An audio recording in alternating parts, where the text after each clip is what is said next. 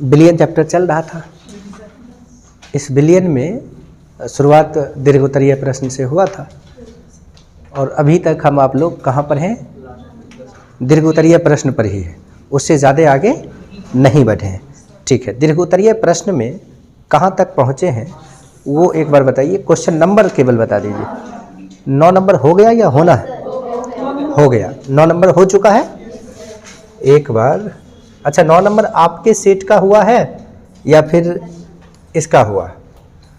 ये हो चुका है, ये न्यूमेरिकल्स भी हो चुका है। अच्छा, ये 9 नंबर हुआ है क्या? नहीं, ये होना है। यहाँ से क्या करना है? होना है। ये 9 नंबर होना है, ये 9 नंबर अभी तक नहीं हुआ है। थोड़ा सा लाइटिंग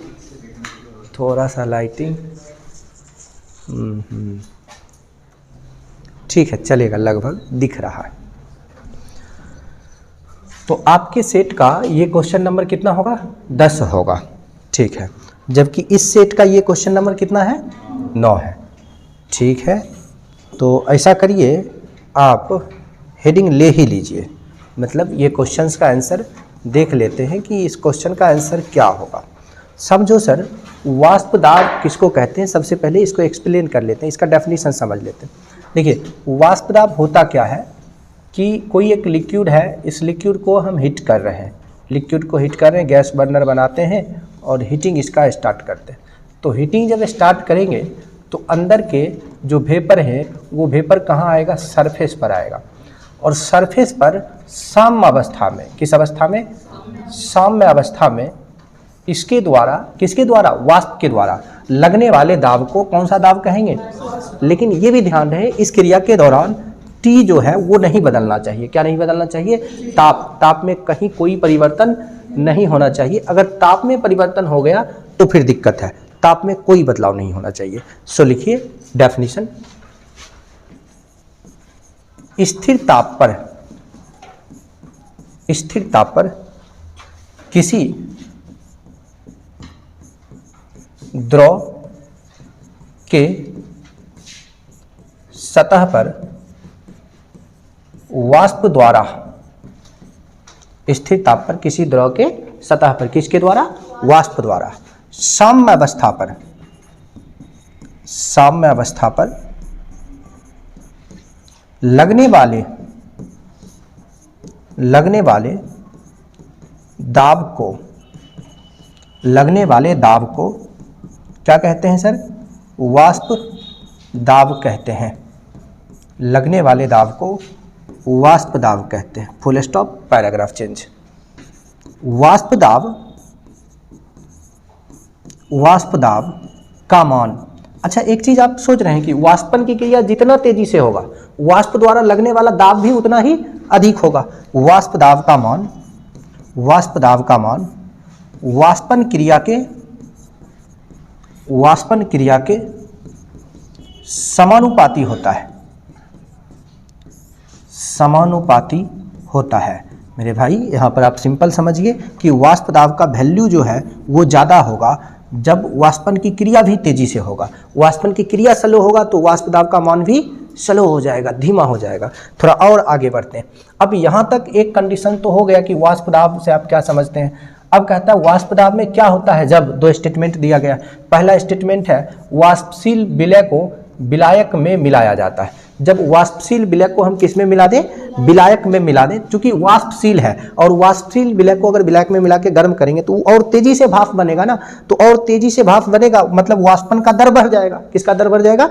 वाष्पन का दर। अब वाष्पन का दर बढ़ा तो क्या बढ़ेगा? वाष्प दाब बढ़ेगा। तो यहाँ पर हम पहले एक पॉइंट लिख लेते हैं, अर्थात वाष्प दाब समानुपाती वाष्पन का दर जितना अधिक होगा वाष्प दाब का वैल्यू उतना अधिक होगा। वाष्पन का दर जितना कम होगा वाष्प दाब का वैल्यू उतना ही कम होगा, स्लो होगा। चलो और आगे बढ़ते हैं और आते हैं अब पहला पॉइंट्स पर। तो पहला पॉइंट्स में आप क्या लिखने वाले हो? पहला पॉइंट्स में लिख लो पहला आंसर में, ठीक है? पहला आंसर में लिखें, पहला आंसर में लिखेंगे वाष्पशील विलय को वाष्पशील विलय को किसमें, विलायक में मिलाने पर, विलायक में मिलाने पर वाष्प दाब बढ़ जाता है, क्योंकि वाष्पन के दर में क्या होती है, वृद्धि होती है। वाष्पन के दर में वृद्धि होती है। दूसरा पॉइंट पर आते हैं। दूसरा है सर, अवाष्पशील विलय को विलायक में मिलाया जाता है। भाई मिला लो, गाढ़ा हो जाएगा। तो अवाष्पशील विलय को विलायक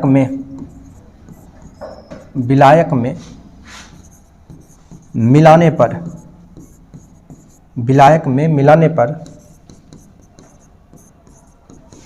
वाष्प दाब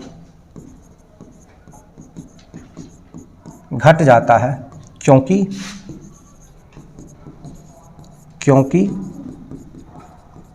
वाष्पन के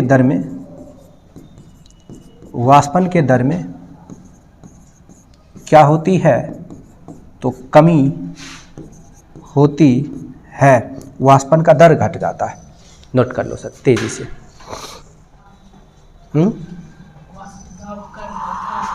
वाष्प दाब, अरे वही का है, कर है। ये अंग्रेज थोड़ी है जो कर लगाएगा।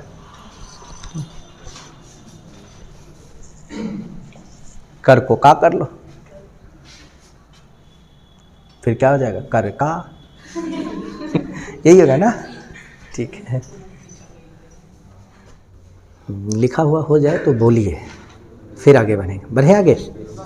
ठीक है सर। अब आपका लॉन्ग आंसर टाइप क्वेश्चन इस चैप्टर में ख़त्म हो गया। अब लॉन्ग आंसर टाइप के बाद बारी है, भाई थोड़ा नीचे आ जा, तब तो हम बोलेंगे शॉर्ट आंसर टाइप क्वेश्चन का। शॉर्ट आंसर टाइप क्वेश्चन मतलब लघु उत्तरीय प्रश्न, तनके के आंसर लिखना, लेकिन टेक्निकल आंसर लिखना। अब यहाँ पर एक चीज़ और समझना है आपको सर, इसमें से अधिकांश क्वेश्चन उन सब से बन जाएंगे जो पिछले सारे लेक्चर्स इस चैप्टर्स का अटेंड किए ना। अगर आप सारे लेक्चर अटेंड नहीं किए हैं तो फिर दिक्कत हो सकता है। तो इसको बनाने से पहले आप सारा लेक्चर अटेंड कर लो। तो ये रहा आपका पहला क्वेश्चन। क्या लगता है ये क्वेश्चन आंसर लिखना चाहिए हमें? बिल्कुल नहीं लिखना चाहिए, बन जाएगा ना आपसे। क्वथनांक उन्नयन से आप क्या समझते हैं? सबसे पहले इसका क्या लिखिए आप, परिभाषा। मैं बे बतला रहा हूँ, परिभाषा लिख लीजिए। परिभाषा हमने क्या लिखा है कि जब किसी शुद्ध विलायक में अवाष्पशील विलय पदार्थ मिलाते हैं तो विलयन के क्वथनांक में क्या होती है, जिसे क्वथनांक का क्या कहते हैं। और परिभाषा इसको किससे सूचित करते हैं? हाँ, सिंबल विम्बल लिख दीजिए और इसके जस्ट नीचे इसका क्या बनाइए, ग्राफ। कौन चीज बनाइएगा, पेंसिल से कि पेन से? पेंसिल से बनाइएगा, ठीक है। इसके बाद फिर क्या लिखिएगा, सूत्र। भाई सूत्र था ना, डेल टी बी बराबर T S minus T note. ये ग्राफ से स्पष्ट हो जाता था ना। इतना लिख डालो सर, 2 में 2 आ जाएंगे। मतलब इस तरह के क्वेश्चंस इसी वे में लिखे जाते हैं। दूसरा क्वेश्चन क्या लगता है, ये भी बताना चाहिए क्या? परासरणी दाब को परिभाषित करें, डेफिनेशन लिखिए। डायरेक्ट वो वहां से लिखिए, परासरण को मत डिफाइन करिए, डायरेक्ट डिफाइन करिए। सांद्र विलयन पर अध्यारोपित वह दाब जिसके कारण परासरण की क्रिया बंद हो जाती है, उसे कौन सा दाब कहते हैं? परासरणी दाब कहते हैं। इसको किससे सूचित करते हैं? अच्छा, ये छोटका पाए और ये कौन पाए, बड़का पाए। जो मर्जी सो लिख दो, उससे कोई फर्क नहीं पड़ता। लेकिन हाँ, फिर सूत्र लिखना पड़ेगा, पाई बराबर सी आर टी, फिर पाई बराबर एन बटा भी गुना आर टी, फिर पाई बराबर, बिल्कुल मजे में तोड़ो। इतना समय रहता है 35 नंबर क्वेश्चन लिखने के लिए कि खत्म ही नहीं होगा। एक्स बटा डब्ल्यू टी गुना 1000 बटा क्या, भी इन एम एल, फिर गुना क्या, आर टी। आर का मतलब भी लिख दो, जहां और किसी चीज का मतलब लिखो ना लिखो, आर का मतलब लिखो। आर क्या भाई, तो आर सर्वात्रिक स्थिरांक है, इसका वैल्यू लिख दो 0.0821 लीटर एटीएम प्रति केल्विन प्रति मोल। लगे कि हाँ आंसर जो है ना वो फुल सेटिस्फैक्शन के साथ लिखा है किसी ने, तो उस समय आपको बेहतर से बेहतर मार्क्स आ पाएंगे। तो चलिए आगे बढ़े, आगे बढ़ते हैं सर। ये सारे के सारे चीज़ें आपके पास ऑलरेडी लिखा हुआ है। तो हम लोग अगला क्वेश्चन पर चलेंगे, यानी लघु तरीय के प्रथम 2 प्रश्न आपके भरोसे, बस आप केवल भगवान भरोसे मत छोड़ना। मैं आपके भरोसे और आप भगवान भरोसे, ये बात ठीक नहीं है, ये बात बहुत गलत है, ऐसा नहीं करना चाहिए। आइए अब इस क्वेश्चन को देखते हैं, क्या लगता है इससे बताना चाहिए? मतलब कुछ नहीं बताना है, सब बन जाएगा। यही पावर है दीर्घ उत्तरीय प्रश्न का, और खास करके कौन सा प्रश्न? प्रथम 2 प्रश्न, यानी पहला 2 लेक्चर जो है वो बहुत आवश्यक है। तो वाष्प दाब के राउल्ट के वाष्प दाब के सापेक्ष अवनमन नियम की व्याख्या करें। आपने पढ़ा था ना राउल्ट का नियम। राउल्ट का नियम किसमें पढ़े थे? 3 जगह राउल्ट का नियम आया था, क्वथनांक उन्नयन, हिमांक अवनमन, वाष्प दाब का आपेक्षिक अवनमन। तो वास्तविक नियम कौन है? वाष्प दाब का आपेक्षिक अवनमन, तो वही लिखना है सब जगह।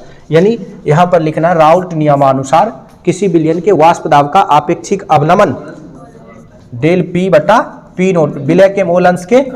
अब इतना लिखने से काम नहीं चलेगा, इसको तोड़िएगा आंसर। क्या तोड़िएगा? P naught minus p s बटा पी नोट बराबर स्मॉल एन बटा small n plus capital N, बस हो गया।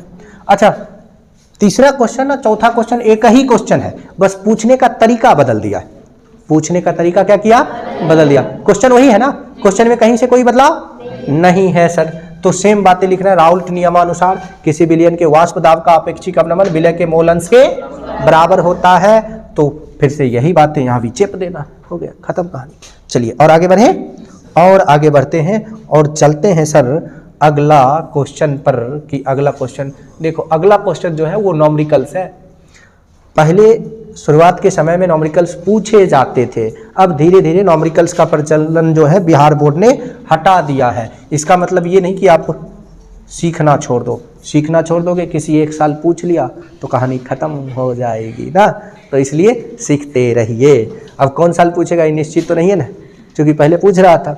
और जिधर से ये कोविड काल आया ना, तभी से नॉमरिकल्स का प्रचलन फिजिक्स केमिस्ट्री से गया। ये मत सोचो कि सब दिन के लिए चल गया, किसी भी समय ये वापस आ सकता है। तो इसलिए इसके एक एक पॉइंट पर ध्यान दीजिए। अच्छा क्वेश्चन है, 2 नंबर के लिए, लेकिन जबरदस्त है। 10 ग्राम जब 10 ग्राम मात्रा का एक अवाष्पशील घुल्ल को 100 ग्राम बेंजीन में घोला जाता है। मतलब हमारे पास एक विलय है, क्या है सर? एक विलय है, इसको हम किस में घोलते हैं? बेंजीन में घोलते हैं। अच्छा, जब किसी भी विलय को अगर किसी भी विलायक में घोलते हैं तो क्या बनता है? विलयन बनता है। उसी विलयन को हम आप लोग सामान्य भाषा में घोल भी कहते हैं। मेरे भाई इसका वेट कितना है? 100 ग्राम की 10 ग्राम 10 ग्राम, इसका वेट कितना है? 100 ग्राम है। अब कहता क्या है? तो उसका क्वथनांक 1 डिग्री सेल्सियस बढ़ जाता है। विलयन का जो क्वथनांक है पहले से 1 डिग्री सेल्सियस ज़्यादा हो जाता है। डेल टीबी का जो वैल्यू है, अरे क्या हुआ? दे धराम दे रहे हो, मच्छर था।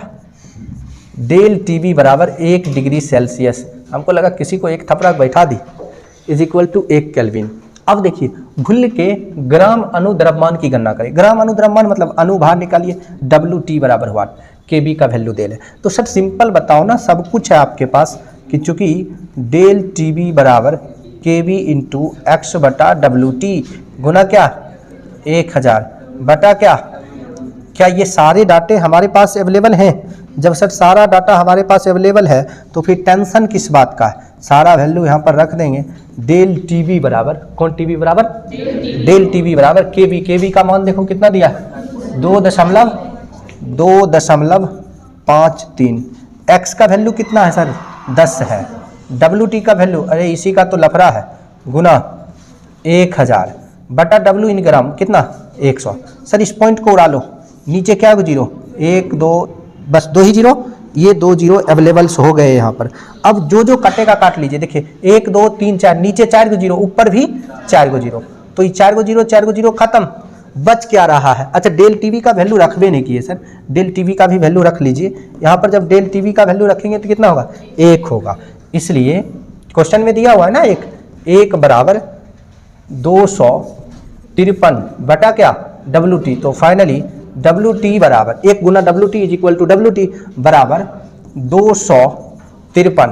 अनुभार का मात्रक क्या होता है? ग्राम प्रति मोल या AMU। तो जनरली हम आप लोग ग्राम प्रति मोल में ही रिप्रेजेंट करेंगे। आइए मैं आपको ले चलता हूं अगले प्रश्न की ओर, और अगला प्रश्न प्रसरणी दाब पर है। सॉलिड ये सॉल्यूशन चैप्टर में सबसे ज़्यादा क्वेश्चंस अगर बोर्ड ने कभी पूछा है न्यूमेरिकल्स तो वो क्वेश्चन किस पर है, प्रासन्नी दाब पर। आप देखेंगे कि पिछले 2017 से पहले 18 से पहले प्रत्येक साल एक क्वेश्चन होता था प्रासन्नी दाब। प्रासन्नी दाब का तूती बोलता था, धाक था इसका अपना बिहार बोर्ड में, ठीक है। मतलब इसने अपना रजिस्ट्री करवा रखा था कि एगो क्वेश्चन के अगर होतो नहीं हो तो हमर होबे करतो, ऐसा वाला कंडीशन था इसका, किसका, प्रासन्नी दाब का। जैसे गाँव में देखते हैं बैट उठ लेके जाते हैं, जक्कर बैट ओकर पहले बैटिंग, टॉस उस कुछ नहीं, ठीक है, पहले हमारे बैट चो हम बैटिंग करबो, ठीक। तो चीनी के घोल का प्रासन्नी दाब 27 डिग्री सेल्सियस ताप पर कितना, इतना एटीएम है, पाई बराबर 2.46 एटीएम, टी बराबर कितना 27 डिग्री सेल्सियस। तो भाई 27 + 273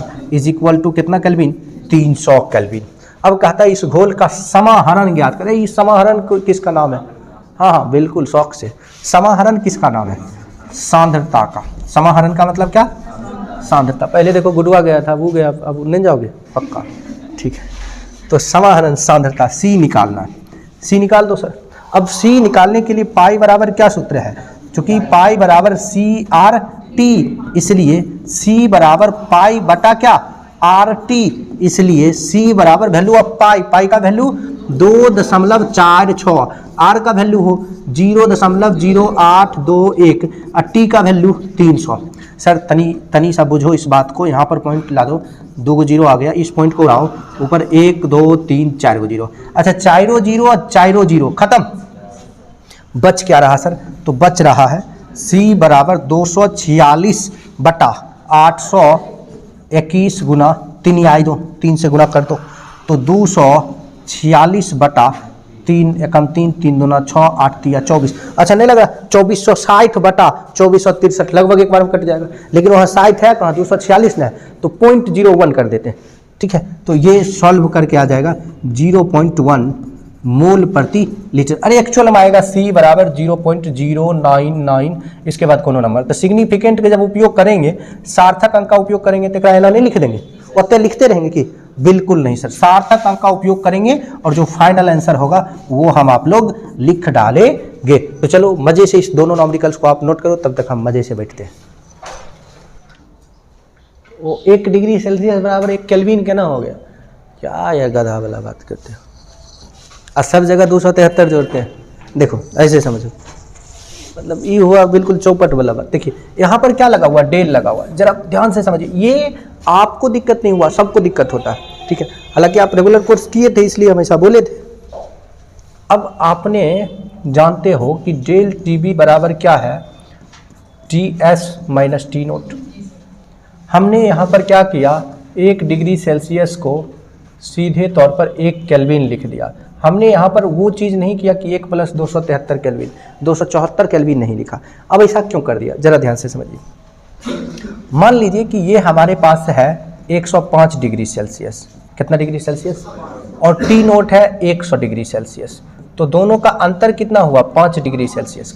अब इसी 5 डिग्री सेल्सियस को हम क्या लिख देते, पहले से 5 केल्विन लिख देते। देखिए कोई अंतर नहीं होगा, क्यों नहीं होगा, अरे भाई इसको डिग्री सेल्सियस में बदलने, डिग्री सेल्सियस से केल्विन में बदलने के लिए 273 इसमें भी जोड़िएगा और 273 वो हमने जोड़िएगा। जरा ध्यान से समझिए, यहाँ तक समझ में आ रही बातें, इसके बाद भी समझ में आएगा सर। देखो इसको जब डिग्री सेल्सियस से केल्विन में बदलेंगे तो क्या करेंगे, 105 + 273, उसमें भी क्या करेंगे 100 + 273। अब आपको अच्छा खासा समझ में आएगा, ब्रैकेट खोल दो,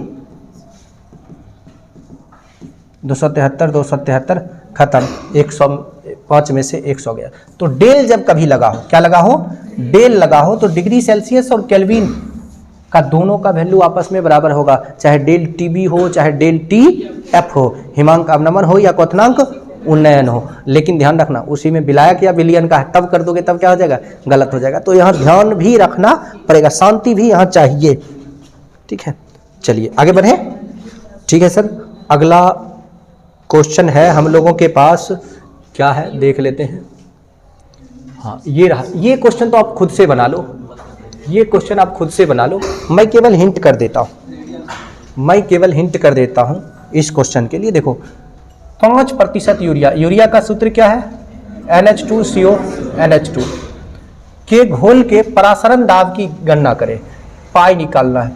पाई क्या होगा। टेम्परेचर दिया हुआ है T बराबर 273 केल्विन।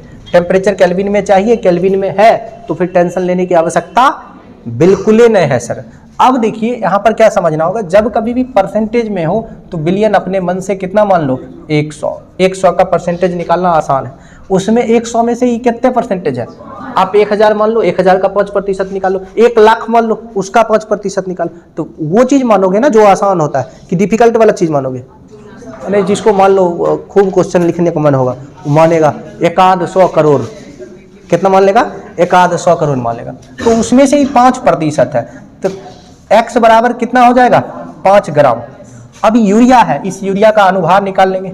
यूरिया का जब अनुभार निकालिएगा, देखिए नाइट्रोजन 2 गो है 14 दूना 28, हाइड्रोजन 4 गो है 28 4 32, कार्बन एगो है 12 32 12 44, ऑक्सीजन एगो है 16 44 16 60 ग्राम प्रति मोल। 60, अरे 6 लिखा रहा है भाई, हाँ 60 ग्राम प्रति मोल, ये हो गया। अब कहा था पाई निकालो, तो अभी जस्ट आपने पढ़ा पाई बराबर CRT।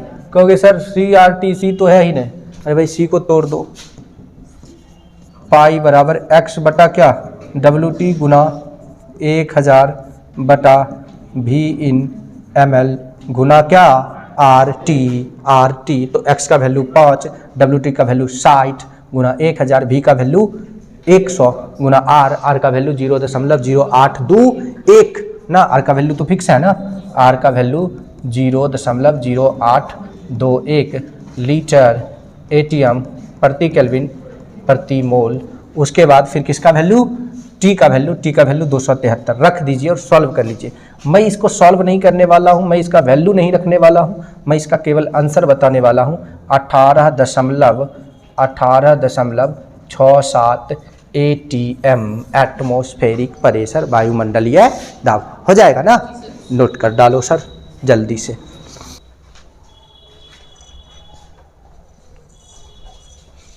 गुड्डू से एक ही गुड्डू याद आता है, मिर्ज़ापुर वाला गुड्डू भैया, देखिए हाँ।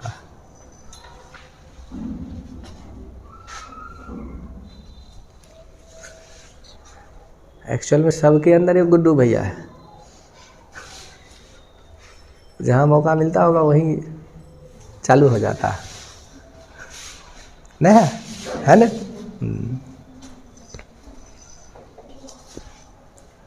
अच्छा हम क्या बोले, इस समझने के लिए पहले वो सीरियल जाके देख लो, ठीक है।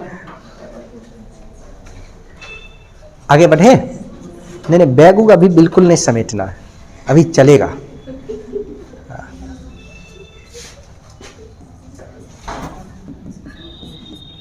अगला क्वेश्चन देखो सर, बहुत जबरदस्त है। तनु घोल के अनुसंख गुणधर्म को लिखें। क्या लिखिएगा, किसी तनु विलयन का वैसा गुण। अच्छा तनु लगल है इसलिए हम तनु लगा रहे हैं, तनु नहीं लगल रहता तो नहीं लगाते। किसी विलयन का, ये किसी तनु विलयन का वैसा गुण जो विलयन में उपस्थित अवयवी कणों के संख्या पर निर्भर करता है, उसे तनु विलयन का क्या कहते हैं, अनुसंख गुणधर्म कहते हैं। उसे तनु विलयन का क्या कहते हैं, अनुसंख गुणधर्म कहते हैं।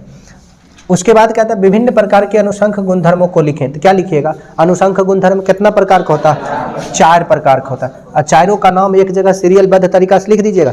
इन्हें जक्के लाइन में चढ़ा लिख देना, बक्कुम जबकि कोचना नहीं, ठीक है, ऊपर नीचे करके लिखना, ठीक है। इन्हें इंडियन रेलवे की तरह पकड़ धंधा दो।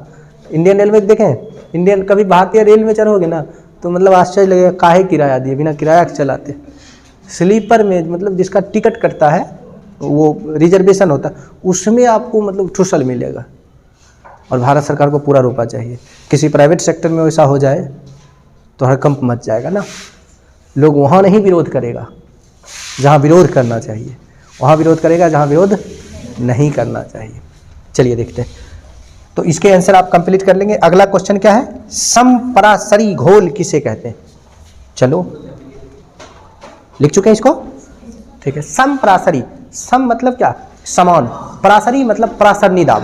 2 विलयन लेंगे, कितने विलयन लेंगे, 2 विलयन, 1 विलयन ये 1 विलयन ये, और दोनों विलयन को एक जगह लाएंगे, ठीक है। और दोनों का परासरणी दाब चेक करेंगे। अगर दोनों का परासरणी दाब एक जैसा हो गया, क्या हो गया, लेकिन ताप समान रहना चाहिए, ताप अलग अलग नहीं होना चाहिए, तो वैसे विलयन को हम समपरासरी विलयन कहेंगे। अब 2 विलयन का परासरणी दाब कब समान होगा, जब समान ताप हो, जब दोनों का सांद्रता आपस में बराबर हो। क्या बराबर हो? सांद्रता बराबर। आयतन अलग अलग हो सकता है लेकिन सांद्रता आपस में क्या होना चाहिए? बराबर होना चाहिए। तो लिख डालो डेफिनीशन समपराशरी घोल का। समपराशरी घोल का 9 नंबर का डेफिनीशन लिख डालो। लिखो तो।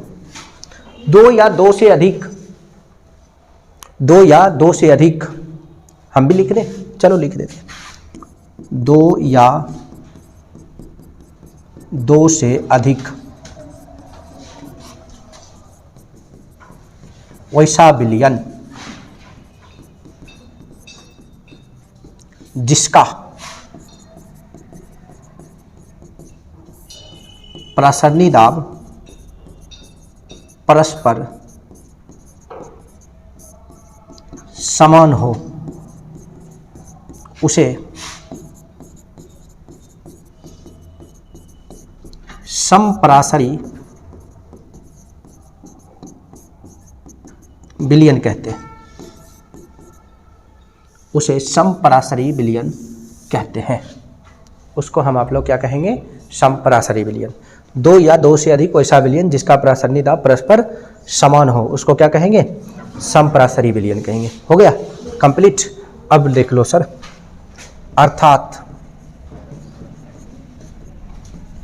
पाई 1 बराबर क्या? क्योंकि दोनों विलयन का प्रासरणी दाब आपस में क्या बराबर है। लेकिन इतना से काम नहीं चलने वाला है ना सर, इसको और तोड़ना पड़ेगा। अब पाई का सूत्र क्या होता है? पाई का सूत्र होता है CR2। तो हम लिख सकते हैं C1RT बराबर C2RT। RT तो कांस्टेंट है तो RT खत्म। C का मतलब क्या? सांद्रता। सांद्रता मतलब विलय का मोल बटा विलयन का आयतन। तो इसको हम क्या लिख सकते हैं सर? इसको हम लिख सकते हैं N1 बटा V1 बराबर N2 बटा V2। अब सोच लो कि यदि इफ दोनों का वॉल्यूम बराबर हो, सामान्य तौर पर नहीं होगा, जरूरी नहीं है कि बराबर हो, लेकिन अगर बराबर हो तब इसको हम काट देंगे, नहीं बराबर हो तो छोड़ देंगे। ठीक है, काट देंगे और काटने के बाद फिर से मोल के जगह पर लिख लेंगे भार बटा क्या? अनुभार। तो x1 बटा WT1 बराबर x2 बटा WT। बोर्ड ने 1-2 बार इस थ्योरी के ऊपर क्वेश्चंस पूछा है। ठीक है, तो इस पर क्वेश्चंस होने की संभावना रहेगा और आसान सा न्यूमेरिकल्स होता है। जब आप क्वेश्चन, चूंकि बोर्ड का क्वेश्चन तो आता ही आपके पास, तो पता चल जाएगा तुरंत कि इसके ऊपर कैलकुलेशन कैसे करना है। अच्छा, समपराशरी की बात तो खत्म हो गई, लेकिन एक्चुअल में एक बात और समझिए। जैसे विलयन जो है वो 2 कैटेगरी में, 2 विलयन में अगर हम तुलना करते हैं तो उसको 2 कैटेगरी में बांटते हैं। कितने विलयन? 2 विलयन। एक की दोनों विलयन का प्रासरणी दाब बराबर हो। दोनों विलयन का प्रासरणी दाब क्या हो? बराबर हो। जैसा यहाँ पर है, जब दोनों विलयन का प्रासरणी दाब बराबर हो तो उसको क्या कहते हैं? समपराशरी विलयन। कैसा विलयन? लेकिन जब दोनों विलयन का प्रासरणी दाब बराबर नहीं हो तो किसी एक का ज्यादा होगा, किसी एक का कम होगा। जिसका ज्यादा होगा उसको कहेंगे हाइपरटॉनिक।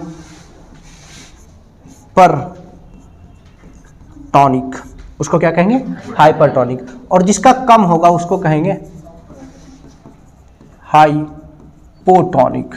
तो एक हो जाएगा हाइपरटॉनिक और दूसरा हो जाएगा हाइपोटॉनिक। हाइपोटॉनिक मतलब कम प्रासरणी दाब, हाइपरटॉनिक मतलब अधिक। नहीं कहता बेसी हाइपर होगी, देख लो उतरा, वैसा वाला सिचुएशन है। ठीक है, तो चलिए जल्दी से उसको नोट कर लीजिए। अब फिर कहीं जुगाड़ उगाड़ बने तो इसको नोट करके एक बार नोट कर दीजिए। ये जो बॉक्स हम बनाए हैं ना यहाँ पर, हाँ, इसको नोट करके नोट कर दीजिए तेजी से। अब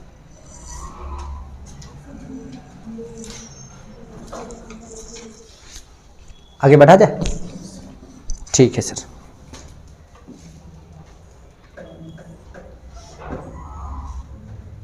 अगला क्वेश्चन देखो, क्या लगता है बन जाएगा? पक्का ना? थोड़ा सा सुधार कर लो। कास्टिक सोडा के 4 ग्राम घोल को जल में घोलकर विलयन बनाया गया, तो विलयन का मोलरता ज्ञात करें। अब बताइए, इसमें छूटा हुआ क्वेश्चन आप पढ़ के बताइए क्या है। लाइए तो क्वेश्चन में सुधार कर लीजिए। कास्टिक सोडा के 4 ग्राम को जल में घोलकर 200 सेंटीमीटर क्यूब विलयन बनाया गया। घोलकर 200 सेंटीमीटर क्यूब बिलियन बनाया गया। 200 सेंटीमीटर क्यूब मतलब 200 ml बिलियन बनाया। तो मोलरता ज्ञात करें। तो ये तो बहुत सिंपल सी बात है सर कि मोलरता बराबर भार बटा अनुभार गुना कितना 1000 बटा क्या VIN ml। सो फाइनली मोलरता बराबर भार कितना है 4, अनुभार कितना 40 गुना कितना 1000। भी का वैल्यू देख लो सर, भी का वैल्यू 200। क्या आप सॉल्व कर लीजिएगा, इतना मोल प्रति लीटर। अच्छा अगला क्वेश्चन है, किसी घोल के मोलरता और मोललता में अंतर स्पष्ट करो। सर गर्दा छड़ा दीजिएगा, इसका बतला चुके हैं ना, पहला लेक्चर में ये कंप्लीट है, तो इसको आप कंप्लीट कर लो, ठीक है, ये आपसे स्वतः हो जाना चाहिए। चलिए चलते हैं अगला क्वेश्चन की ओर ना। अगर आप शुरू से लेक्चर सब देख रहे हैं तो आपसे सारे क्वेश्चंस बनने हैं। मोल प्रभाज की व्याख्या करें, इसमें ना मोल प्रभाज का परिभाषा लिख देना और सूत्र लिख देना, वो नहीं प्रूफ करना, समीकरण नहीं बनाना। समीकरण लिखना है लेकिन समीकरण 1 प्लस समीकरण 2 नहीं लिखना, 1 2 देना ही नहीं, केवल सूत्र लिखना। समझ में आ गई बात। तो डेफिनेशन लिख दीजिएगा, सूत्र लिख दीजिएगा, ठीक है। यानी देखो तनी सा हम बतला ही देते हैं कि करना है। मतलब लास्ट में जो आप लिखते हैं परिभाषा के बाद x विलय बराबर विलय का मोल बटा किसका मोल, बिलियन का मोल।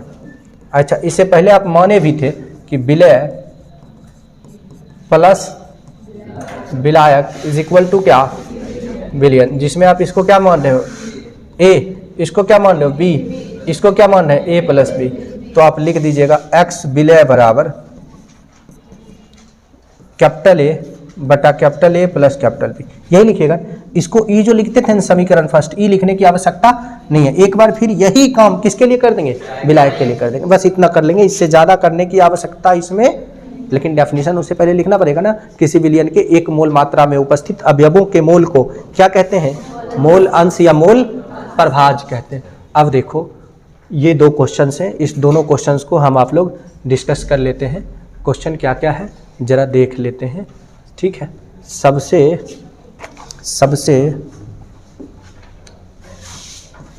पहला क्वेश्चन इस स्लेट के लिए है, किसी तरल में, तरल मतलब क्या, द्रव में अउड़नशील ठोस घुल्ले डालने पर उसके वाष्प दाब में कमी आती है। क्यों? क्योंकि जब अउड़नशील विलय पदार्थ डालते हैं, घुल्ले डालते हैं, तो घनत्व में वृद्धि या सघनता बढ़ जाती है। क्या बढ़ जाती है? अब ज़्यादा सघन हो जाएगा तो उसको उड़ाने के लिए भी ताप चाहिए ना, तो लिख लो तो इसका आंसर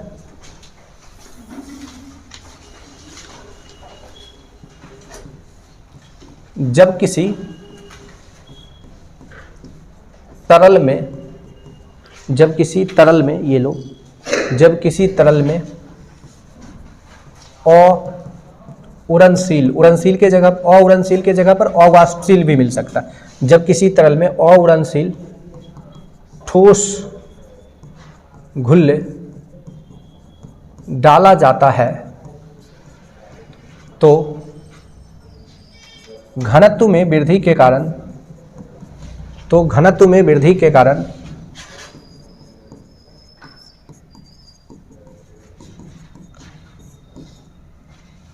विलयन का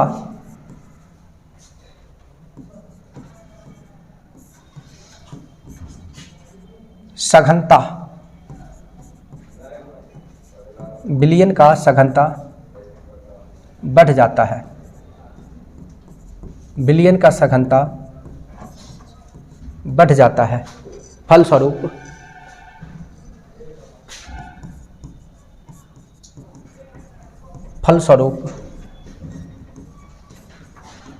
वाष्प दाब में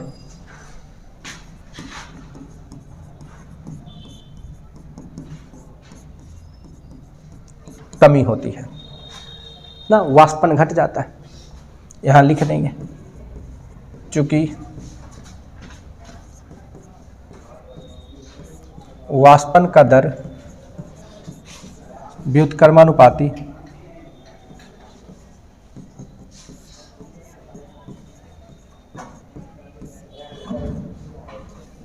सघनता। अरे हल्ला करेगा गधा, अगर टोपी खोल के फेंक दो।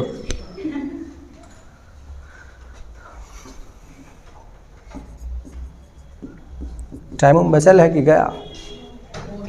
बहुत हो गया। ठीक। ठीक है, आज का लेक्चर हम आप लोग यहीं ख़त्म करते हैं और कल इस चैप्टर को ख़त्म करते हैं। ठीक है, कल बैच टाइम में ही आपका फिर से लेक्चर बनेगा, जिसमें बचे हुए एक क्वेश्चन ये एक और देखो, बिलियन चैप्टर पढ़ें और हेनरी का नियम ना पढ़ें। क्या बिलियन चैप्टर कंप्लीट हुआ? नहीं हुआ ना। तो हेनरी के नियम को माथा टेक के ही जाना है बिलियन चैप्टर से, फिर ऑब्जेक्टिव पढ़ना है। आज के लिए बस इतना है।